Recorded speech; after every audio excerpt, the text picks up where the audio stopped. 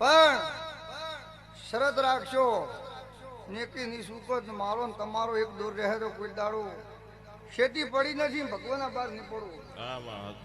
પછી દુનિયામાં મારા જ્ઞાનાની વિહેત ના પડવું છે. હું જેનું કોડું ચાલુ છે એનું મિલતી નથી, હું મેલું છે એનું વળી ચાલતી નથી. એટલે કોઈને